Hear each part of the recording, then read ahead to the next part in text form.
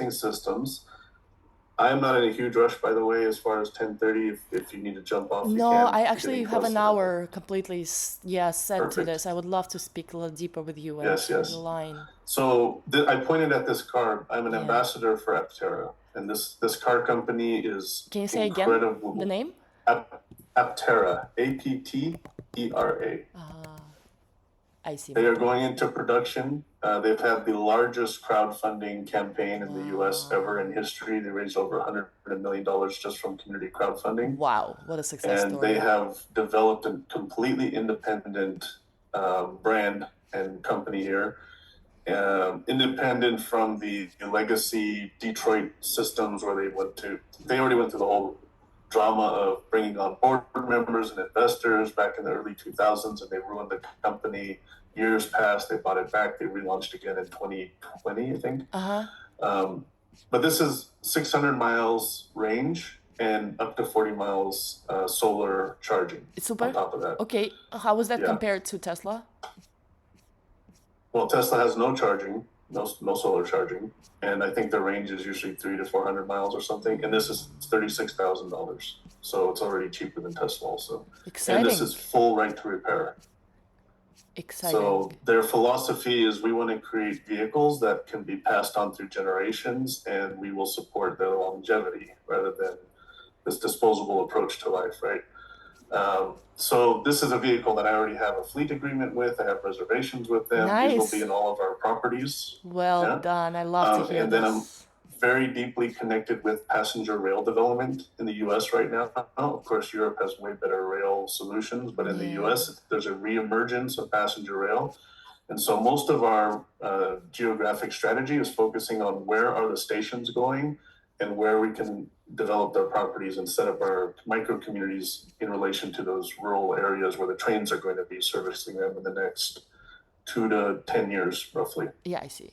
So the transportation is critical. And another little fun one, this is just for fun, like you said, idealistic, but you can actually buy your own train cars and have them moved around and travel with the existing rail systems, which most people aren't aware of. So So this exciting. idea that you speak of, which is really about how do we create not just our places, but also our access to places is very critical to how we're approaching things. And then we go even deeper to how do we create each of our places as actual data nodes within our network and interlink those data nodes with short band radio instead of internet, so that we have internet access, of course, everywhere for people who need it, but we have very secure redundancy backup if the whole internet crashes, right? And it will. So it will, of course. This is life. Everything decays and grows, and who knows what will Yeah. emerge, but this is the way it goes. So again, the point is, how do we create this in a conceptual nodal arrangement?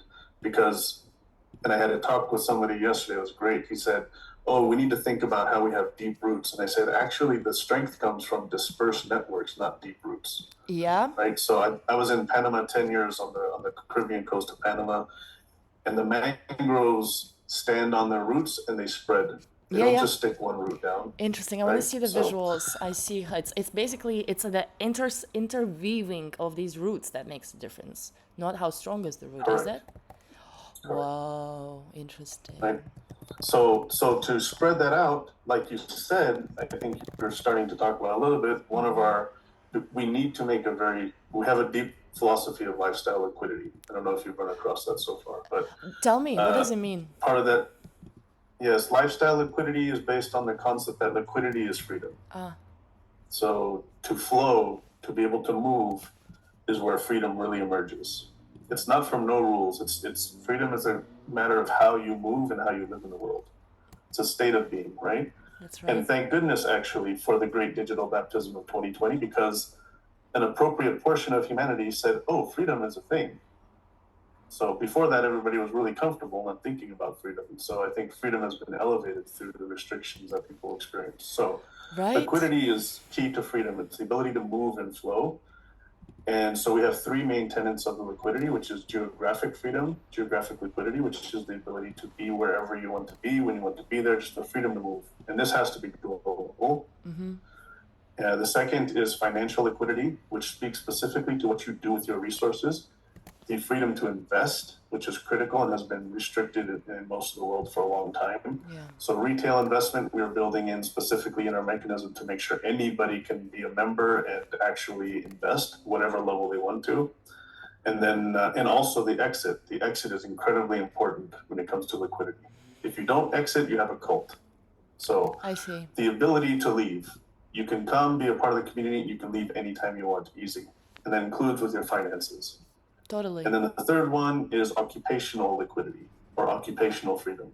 And this speaks to not just the nomad life, kind of the nomad life, you can travel and work in different places, but more deeply speaks to how do you develop skills that are not finite, not focused too much in one area? How do you develop yourself professionally to be productive and contribute to community? And then the very important mechanical elements, which are how do we account for the value of contributions and how are those values recognized, returned, redeemed, so that we create the circular economy where people are able to contribute, value is accounted for, and they receive value and they're able to keep this flowing within that ecosystem. Yeah. So those are basically the three tenets of the lifestyle liquidity. And can you repeat the focusing first on one? The first this- one was the financial, so I just make sure I understand. First was geographic. Oh, the We have geographic this also on the liquidity. website, but geographic thank you. liquidity, financial liquidity,